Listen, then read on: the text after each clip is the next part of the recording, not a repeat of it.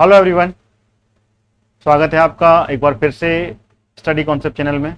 जैसा कि आपको जानकारी है, हिस्ट्री की लगातार सीरीज चल रही है। उसका ये अगला वीडियो है जिसमें कि मैं मगध साम्राज्य पर ये वीडियो लाया हूँ। मगध साम्राज्य का उत्कर्ष कैसे हुआ 600 BC के समय में, और इससे पहले मैं महाजनपद काल के बारे में पूरा कंटेंट आपके सामने ला चुका हूँ। एक के बाद में एक लगातार 6 वीडियो लाया, जिसमें कि भारत में स्थापित 600 BC के समय में जो महाजनपद रहे, 16 जो महाजनपद, उसके बारे में जानकारी दी। अगर आपने वो वीडियोस नहीं देखे हैं तो उनको भी लगातार देखें आप। उनका जो लिंक है वो इस वीडियो के डिस्क्रिप्शन बॉक्स में मिल जाएगा, वहां से आप इस कंटेंट को कवर कर सकते हैं, जिसमें कि महाजनपद एरा मैंने कंप्लीट किया है। और आज की इस वीडियो में मैं मगध साम्राज्य के उत्कर्ष का अगला टॉपिक लेके आया हूँ, जिसमें कि मगध साम्राज्य में हिर्यक वंश का उत्कर्ष कैसे हुआ और हिर्यक वंश कैसे आगे बढ़ा, और मगध साम्राज्य में जो अन्य वंश कैसे आए उस पर जानकारी मैं कंप्लीट करने वाला हूं। तो वीडियो को अंत तक देखिएगा, वीडियो को लाइक और शेयर करना नहीं भूलिएगा। साथ ही साथ में वो सभी फैक्ट्स मैं कंप्लीट करूंगा जो कि आपके एग्जाम के लिए इंपॉर्टेंट है। जो विद्यार्थी सिविल सर्विसेज या फिर अन्य किसी एग्जाम की तैयारी कर रहे हैं जिसमें कि हिस्ट्री का कंटेंट बहुत ही ज़्यादा इंपॉर्टेंट रहता है। सिविल सर्विसेज में मेंस में और प्री में क्वेश्चंस बिल्कुल बनते हैं हिस्ट्री के। तो वीडियो को अंत तक देखिएगा और साथ ही साथ मेरी इस सीरीज के साथ में आप जुड़े रहिएगा। मेरे चैनल को सब्सक्राइब कर लीजिएगा ऑल नोटिफिकेशन के साथ में, जिससे कि आप एक भी वीडियो मिस नहीं कर पाएंगे। तो चलिए शुरू करते हैं। मगध साम्राज्य जो कि एक इंपॉर्टेंट कंटेंट है पूरे भारतवर्ष में, और 600 BC के समय में किस तरीके से इस मगध साम्राज्य का उत्कर्ष होता है, कैसे इसका विस्तार होता है, और 16 महाजनपद के साथ में इसके कैसे संबंध रहते हैं, उस पर मैं पूरा का पूरा कंटेंट लेके आया हूं। चलिए शुरू करते हैं।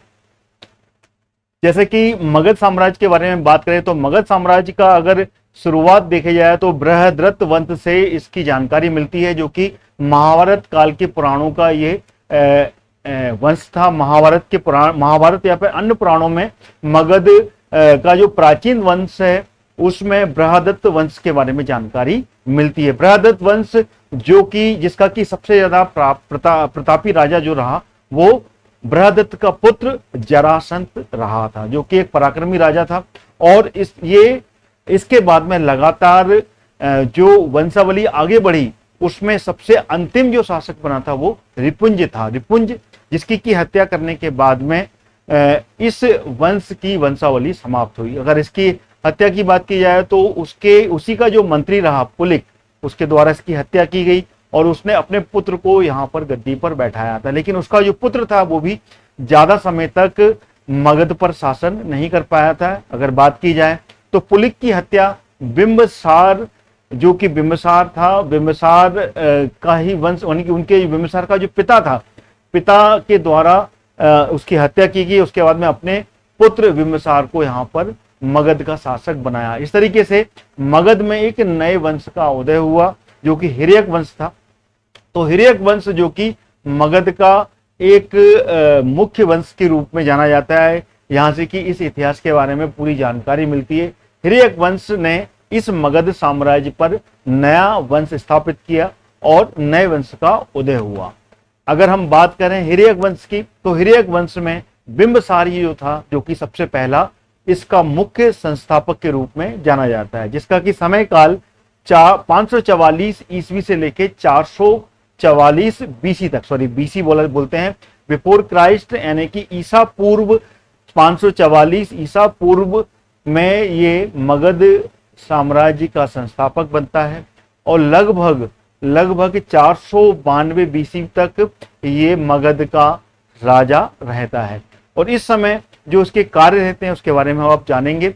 अगर हिर्यक कुल की बात की जाए तो हिर्यक कुल जो कि नागवंश की एक उपशाखा थी। नागवंश जो कि पहले से ही इस मगध साम्राज्य में लोग राज कर रहे थे, उसमें से ही उभर कर ये हिर्यक वंश आता है, इसके बारे में जानकारी मिलती है। और कालांतर में जाके अगर आगे बढ़ते हैं तो ये एक स्वतंत्र मगध के शासक के रूप में ये आगे स्थापित होते हैं। बौद्ध ग्रंथ में भी इसके बारे में जानकारी मिलती है। अगर बौद्ध ग्रंथ के बारे में देखी जाए तो बौद्ध ग्रंथ के अनुसार बिंबिसार जब गद्दी पर बैठा था उस समय इसकी उम्र 15 वर्ष की थी।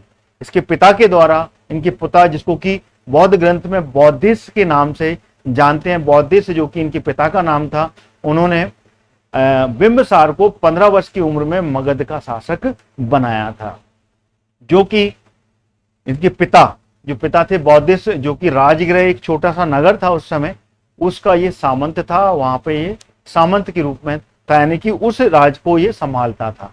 बाद में जाकर इसने मगध पर शासन किया और मगध को अपने उसके जो पौलिक था, पौलिक के पुत्र की हत्या करने के बाद में अपने पुत्र को 15 वर्ष की आयु में ये मगध का शासक बनाता है। और इसके बारे में जानकारी कहीं ना कहीं पे मिलती है मत्स्य पुराण में। मत्स्य पुराण में इसके बारे में जानकारी मिलती है कि इसका नाम क्षत्रोदश के नाम पर दिया गया है। क्षत्रोदश के नाम पर इसकी जानकारी मिलती है, यानी कि एक क्षत्रिय थे ये, और क्षत्रिय से ये आगे जाकर ये अपने मगध साम्राज्य को स्थापित करते हैं। जैन साहित्य में भी बिंबिसार को अलग नाम से पुकारा गया है, जिसको कि सौणिक के नाम से, जो कि एक उसका उपनाम था, जो कि बिंबिसार को बोलते हैं। सौणिक, ये भी क्वेश्चन कहीं ना कहीं पे एग्जाम में पूछा जाता है, तो याद कर लीजिएगा, बिंबिसार का उपनाम था सौणिक के नाम से इसको जाना जाता है।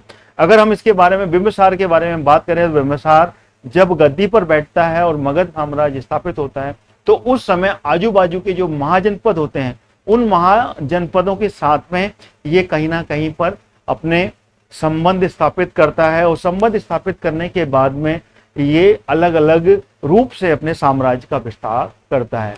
सबसे पहले इसके वैवाहिक संबंध के बारे में हम जान लेते हैं।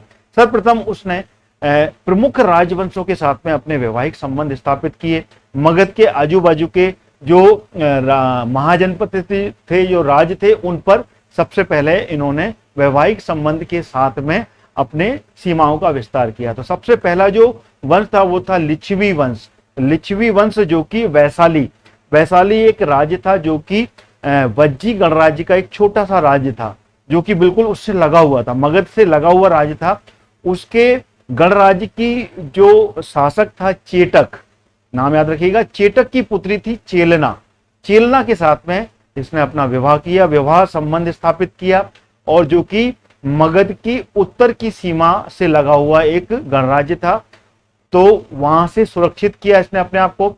तो लिच्छवी गणराज्य, जो कि जिसके प्रमुख नगर क्या था, वैशाली थी, जिसको कि मैंने महाजनपद जब आपको पढ़ाया था तो उसका वीडियो आपको मिल जाएगा, वहां पर इसके बारे में पूरी जानकारी है, जहां पे कि लिच्छवी नाम की एक जनजाति जो कि वहां पर राज्य करती थी, उसका प्रमुख नगर था वैशाली, जो कि आज के समय में देखा जाए तो भागलपुर और मुंगेर का जो बिहार का क्षेत्र है, वो क्षेत्र आपको देखने को मिलेगा, वहां पर यह वैशाली था। तो वैशाली का जो क्षेत्र था, वहां पर लिच्छवी राज करते थे। उन्हीं के वहां के जो शासक थे, चेटक की पुत्री चेलना के साथ में इसने विवाह संबंध स्थापित किया, और जो लिच्छवी गणराज्य है, जो वैशाली क्षेत्र है, उसको वहां से अपने क्षेत्र को सुरक्षित किया और वहां पर अपना क्षेत्र आगे स्थापित किया, जो कि उस समय महाजनपद काल के समय में जो वैशाली था एक प्रमुख व्यापारिक केंद्र था, यहाँ से कि एक व्यापारिक कॉरिडोर बनता था, क्योंकि इसके जो दक्षिण में गंगा नदी बहती थी, जो कि पूर्वी क्षेत्र में, पूर्वी भारत में एक व्यापार केंद्र को नियंत्रित करती थी। गंगा नदी काफी बड़ा क्षेत्र था, यहाँ से कि व्यापार होता था। तो कहीं ना कहीं पे व्यापारिक क्षेत्र में भी मगध साम्राज्य को काफी ज्यादा फायदा इस वैशाली से वैवाहिक संबंध जोड़ने पर प्राप्त हुआ। विनायक पिटक के अनुसार अगर देखा जाए तो लिच्छवी जो लोग थे वो रात में मगध की जो राजधानी थी, मगध की राजधानी के उत्तर की ओर आक्रमण करके वहां पे लूटपाट करते थे। तो ये लूटपाट का जो सिलसिला था लगातार जारी था। तो कहीं ना कहीं वैवाहिक संबंध स्थापित होने के बाद में जो लूटपाट का जो एक दौर था वो खत्म हुआ, क्योंकि वहां पर वैवाहिक संबंध स्थापित हो गए थे, और उसके बाद में जो रिलेशन बने, उसके बाद में यहाँ पर काफी ज्यादा शांति का वातावरण हो गया था। तो ये पहला वैवाहिक संबंध था, जो कि मगध का शासक बिंबिसार के द्वारा ये वैवाहिक संबंध बने। उसके बाद में दूसरा जो विवाह हुआ था, वो विवाह हुआ था कौशल राज से। कौशल राज जो कि मगध के उत्तर में ही लगा हुआ तराई क्षेत्र था, उत्तर प्रदेश में। वहां पर कौशल, जो कि आज की वर्तमान स्थिति में देखा जाए तो कौशल, जिसमें कि अयोध्या और साकेत जो कि प्रमुख नगर है उत्तर प्रदेश का, जो कि फैजाबाद मंडल है, वहां पर आपको देखने को मिलेगा। वो जो क्षेत्र था वो कौशल क्षेत्र था। तो उस कौशल क्षेत्र में से सबसे उसके बाद में वैवाहिक संबंध स्थापित किए, और वैवाहिक संबंध स्थापित वहां पे जो राजा रहे कौशल के प्रसन्नजीत जो राजा थे, उनकी बहन थी महाकौशला, उनके साथ में विवाह संबंध स्थापित किए।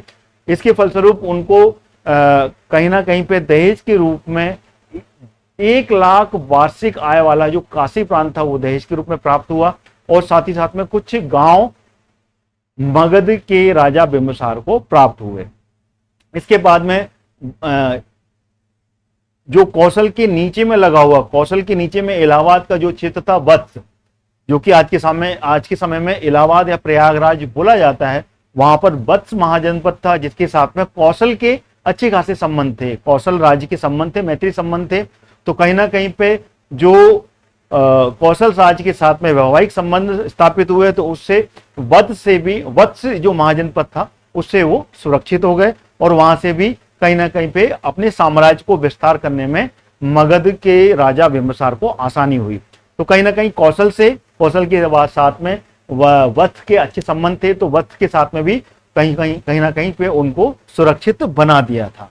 तो इस तरीके से मगध साम्राज्य का जो विस्तार था वो वैशाली के बाद में कौशल के बाद में वत्स तक पहुंच गया था। ठीक है, तो इस तरीके से ये मैत्री संबंध जो कि कौशल के साथ में वत्स के रहे, तो उससे भी मैत्री संबंध मगध के वत्स के साथ में भी बन गए, जो कि आज के समय में जो महाजनपद है, अगर देखा जाए तो इलाहाबाद प्रयागराज वाला जो क्षेत्र है, जो कि वर्तमान में जिसका नाम प्रयागराज बन गया है, वो कहलाता है। अगला जो तीसरा वैवाहिक संबंध था जो कि इंपॉर्टेंट है, एग्जाम में पूछा जाता है, वो है मद्र देश का, जो कि कुरु राज्य, कुरु महाजनपद था उससे लगा हुआ क्षेत्र था। वहां की जो राजकुमारी थी क्षेमा के साथ में विवाह किया, और विवाह करने के बाद में वहां से भी सहयोग प्राप्त हुआ। तो इस तरीके से कई राजवंशों के साथ में बिंबिसार के वैवाहिक संबंध स्थापित हुए, और मगध साम्राज्य को उसने सुरक्षित किया। महावैज्ञ के अनुसार बिंबिसार की 500 रानियों का उल्लेख मिलता है।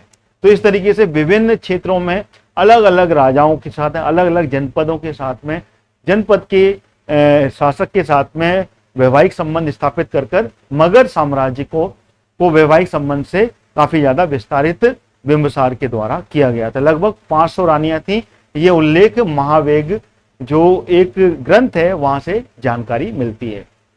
वैवाहिक संबंध के बाद में बात आती है अब मैत्री संबंध की। यहां पर वैवाहिक संबंध नहीं बन पाए, वहां पर मगध के जो शासक थे बिंबिसार, उसने मैत्री संबंध भी बनाए।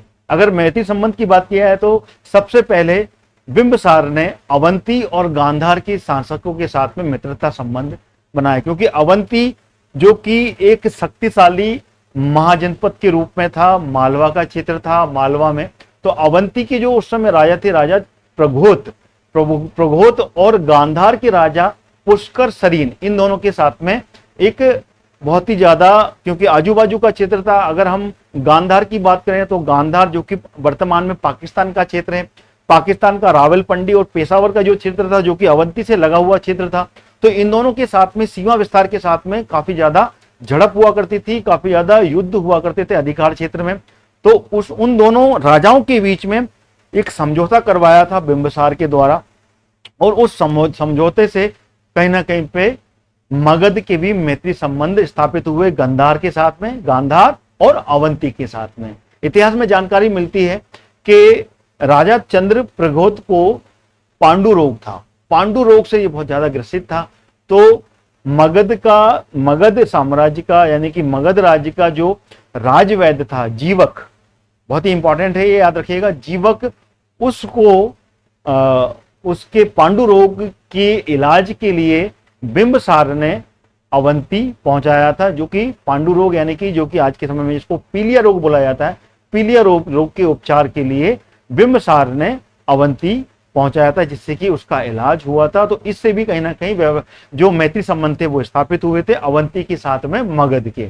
और गांधार का जो राजा था पुष्कर सरीन, उसने अपना एक दूत मंडल भेजा था जो कि एक मित्रता के रूप में मगध पहुंचा था, तो उसका भी कहीं ना कहीं पर बिंबिसार ने स्वागत किया था। तो इस तरीके से मैत्री संबंध स्थापित किए थे मगध ने गांधार के साथ में और साथ ही साथ में अवंती के साथ में। आगे देखें तो अंग की विजय भी बहुत ही ज्यादा एक महत्वपूर्ण विजय मानी जाती है बिंबिसार के समय में, क्योंकि सबसे पहले अगर बिंबिसार गद्दी पर बैठता है तो गद्दी पर बैठने के बाद में जो उसका पड़ोस में बिहार का ही क्षेत्र था, बिहार के क्षेत्र में, बिहार से लगा हुआ जो क्षेत्र था मगध के पास में, वहीं पर ये अंग था जिस समय ये महाजनपद था, उसकी राजधानी थी वो थी चंपा, जो कि मैंने महाजनपद के समय में आपको बताई है। तो वहां पर वैवाहिक और मैत्री संबंध स्थापित नहीं हुए, वहां पर अपनी कूटनीतिक स्थिति को मजबूत करने के लिए इसने विजयी प्रक्रिया भी प्रारंभ की, अपने पड़ोसी राज्य अंग को जीतकर अपने साम्राज्य में मिलाया। उस समय यहाँ का जो राजा था वो राजा था अंग का ब्रह्मदत्त। ब्रह्मदत्त के साथ में इसकी काफी ज्यादा झड़प हुआ करती थी। एट द एंड आखिरी में जाके बिंबिसार ने इसके साथ में युद्ध किया और युद्ध में इसको पराजित किया। और पराजित होने के बाद में यहाँ पर मगध की जो राजधानी थी, मगध की वर्तमान में जो राजधानी उस समय महाजनपद की थी राजगृह, उस राजगृह का जो क्षेत्र था वो अंग का ही कभी ना कभी राज्य का अधिकार था, उस पे अंग ने ही अधिकार कर रखा था। तो उस पर भी कहीं ना कहीं पे कूटनीतिक तरीके से युद्ध किया और युद्ध में बिंबिसार की विजय होती है। और विजय होने के बाद में जब विजय हुई तो विजय के बाद में उसने अपने पुत्र, अपना जो उसका जो पुत्र था अजातशत्रु, उसको वहां का उपराजा बनाकर नियुक्त किया था, क्योंकि जो अंग का राजा था ब्रह्मदत्त उसकी हत्या कर दी थी। हत्या करने के बाद में उस अंग पर अधिकार किया, अधिकार करने के बाद में अपने पुत्र को वहां का वायसराय या फिर उपराजा बोलते हैं, उपराजा नियुक्त किया।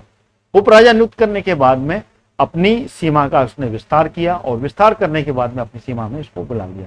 जैसे ही उसने वैवाहिक संबंध स्थापित किए अपनी सीमा के विस्तार करने के लिए बिंबिसार ने, और वैवाहिक संबंध स्थापित करने के बाद में जहां वैवाहिक संबंध स्थापित नहीं हुए वहां पर मैत्री संबंध स्थापित किए, जिसमें कि गांधार के साथ में अवंती, जो कि उस समय के काफी शक्तिशाली साम्राज्य थे, शक्तिशाली महाजनपद थे, उनके साथ में मैत्री संबंध भी स्थापित किए। अंग के साथ में विजय प्राप्त किए।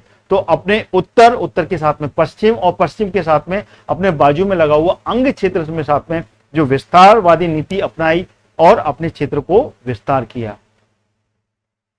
बौद्ध घोष के अनुसार, बौद्ध घोष एक ग्रंथ है जिसमें की जानकारी मिलती है कि बिंबिसार का जो साम्राज्य था उसमें लगभग 80,000 गांव थे। 80,000 गांव तक उसका विस्तार था, जो कि लगभग 900 मील तक फैला हुआ था। ये जानकारी बौद्ध घोष में मिलती है। बिंबिसार एक कुशल शासक था जो कि अपने साम्राज्य को संगठित और मजबूत शासन व्यवस्था की जिसने की नींव रखी थी, और शीघ्र ही इसने अपने जो मगध साम्राज्य था उसको एक समृद्धशाली राज्य भी बना लिया था। उसके शासनकाल के दौरान जो कि उसमें मुख्य अधिकारी हुआ करते थे, उसमें जो अलग अलग नाम हमें ग्रंथों में मिलते हैं वो मिलते हैं सर्वाधिक महापात्र, जो कि एक सामान्य प्रशासन का प्रमुख पदाधिकारी हुआ करता था। दूसरा जो अधिकारी हुआ करता था वो व्यवहारिक महापात्र के रूप में जाना जाता है, जो कि प्रधान न्यायिक अधिकारी होता था, जो कि एक न्यायाधीश की पदवी पे होता था और जो कि वहां पे न्याय करता था, और वहां पे जो भी जो न्याय व्यवस्था थी उसका न्यायाधीश कहलाता था। तीसरा जो अधिकारी हुआ करता था वो होता था सेना नायक। सेना नायक जिसको कि महामात्य बोला जाता था, जो कि सेना का प्रधान अधिकारी होता था। ये महाजनपद मगध में जो 3 प्रमुख अधिकारी होते थे उनके बारे में जानकारी यहाँ पर प्राप्त होती है। बिंबिसार ने अपने पुत्र को, जो कि उस समय की अंग की राजधानी हुआ करती थी चंपा, वहां का राजा बनाया था। ठीक है ना। साथ ही साथ में एक निर्माता भी था। अगर देखा जाए तो परंपरा के अनुसार राजगृह नामक उस समय इतिहास में एक नवीन, क्योंकि इसकी जो राजधानी थी राजगृह वो कहीं ना कहीं पे अग्नि के हवाले हो गई थी, जल गई थी। तो जलने के कारण राजगृह को दोबारा से निर्मित किया गया था। मगध के द्वारा दोबारा इसका निर्माण किया गया, दोबारा इसकी स्थापना करवाई गई और वहां पर राजगृह में अन्य नए भवनों का भी निर्माण करवाया गया था। इतिहास में जानकारी मिलती है कि वहां पे जो वास्तुकार था महागोविंद के द्वारा वहां पर जो वास्तुकार था, जो आर्किटेक्ट था वहां पे उस समय, उसने इन नए भवनों का निर्माण करवाया था। तो ये इंपॉर्टेंट है, इसको याद कर लीजिएगा। मगध साम्राज्य में बिंबिसार के समकालीन जो वास्तुकार था महागोविंद के द्वारा इन भवनों का निर्माण करवाया था, जो कि उस समय राजधानी स्थापित हुई थी। बिंबिसार के समय राजगृह, याद रखिएगा, राजगृह जो कि राजधानी थी। आगे जाके जब अजातशत्रु होता है तो अजातशत्रु के समय में जब बौद्ध संगति होती है तो बौद्ध संगति जो पहली बौद्ध संगति हुई थी वो राजगृह में ही हुई थी। तो इसको भी आपको याद रखना है। आगे जाके जब हम पढ़ेंगे अजातशत्रु के बारे में तब हम और अच्छे से जान पाएंगे। चलिए आगे बढ़ते हैं। बिंबिसार महात्मा बौद्ध का मित्र और संरक्षक भी था, क्योंकि महात्मा बुद्ध गौतम बुद्ध बिंबिसार के समकालीन थे। बिंबिसार के समय ही बिंबिसार को, जो कि पहले जैन धर्म का अनुयायी रहा, जैन धर्म के बाद में बौद्ध धर्म भी ग्रहण करता है, बौद्ध धर्म का भी अनुयायी बनता है। साथ ही साथ में यह एक सहिष्णु भी था, अन्य धर्मों का भी इसने संरक्षण किया था। विनायक पटक से ज्ञात होता है कि बौद्ध से मिलने के बाद में इसने बौद्ध धर्म ग्रहण किया था, इससे पहले ये जैन धर्म को मानता था। ठीक है, साथ ही साथ में इसने वेलुवन नामक एक उद्यान था, एक बगीचा था जो कि बौद्ध संघ को प्रदान कर दिया था। ठीक है ना। साथ ही साथ में इसने बौद्ध धर्म के प्रति भी और अन्य धर्म यानी कि ब्राह्मण धर्मों के प्रति भी ये सहिष्णु था और उसको भी कई जगह पर दान भी दिए थे, कई गांव दान दिए थे यहाँ पे कि जिसका कि कर सीधे के सीधे उस धर्म के जो रक्षक थे उनको मिलता था, जिससे कि वहां पर उस धर्म के प्रचार के लिए जो खर्चा होता था वो उस गांव से टैक्स से पूरा किया जाता था। जैन ग्रंथ में भी अपने जानकारी मिलती है कि जैन ग्रंथ में भी इसको पोषक मानते हैं, जैन धर्म को भी काफी ज्यादा पोषण दिया था। दिग्ग निकाय से ये मालूम पड़ता है कि बिंबिसार ने चंपा के प्रसिद्ध सोनदंड को, वहां का एक संपूर्ण आमदनी वाला एक जो गांव था वो दान में दे दिया था। सोनदंड को वहां पर, जो कि एक ब्राह्मण था, उसको यहाँ पर पूरा आमदनी वाला एक गांव दान में दिया था, जहां से कि जो भी टैक्स मिलता था वो टैक्स से वहां पर ब्राह्मण धर्म की रक्षा उस सोनदंड ने वहां पर की थी। बिंबिसार ने लगभग 52 वर्षों तक शासन किया और उसका जो अंत था यानी कि उसकी मृत्यु थी बहुत ही ज्यादा दुखद हुई थी। जैन और बौद्ध ग्रंथों से ये ज्ञात होता है कि उसका जो पुत्र था अजातशत्रु, उसने उसको बंदी बना लिया था और बंदी बनाकर कारागार में डाल दिया था, जहां पे कि उसको भीषण यातनाएं दी गई जिससे कि उसकी मृत्यु हो गई, वो मारा गया था।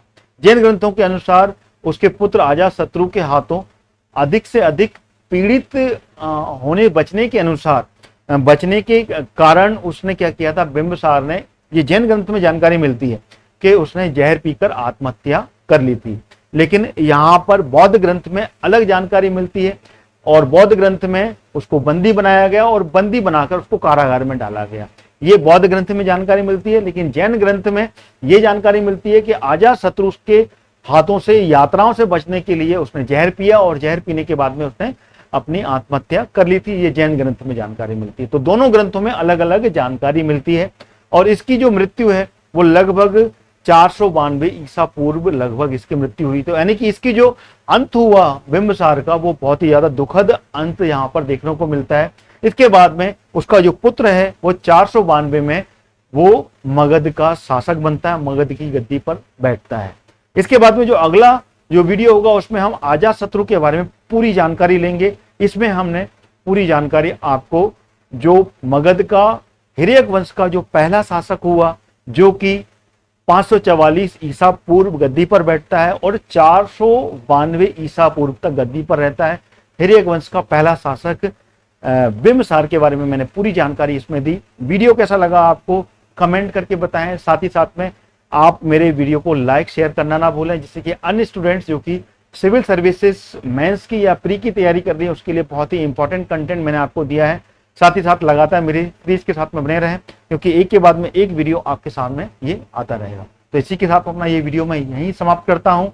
मेरे चैनल से प्लेलिस्ट से जाकर आप अन्य वीडियो को भी लगातार देखते रहिए, जिससे कि आप अपना पूरा स्टडी कंटेंट कंप्लीट कर पाएंगे।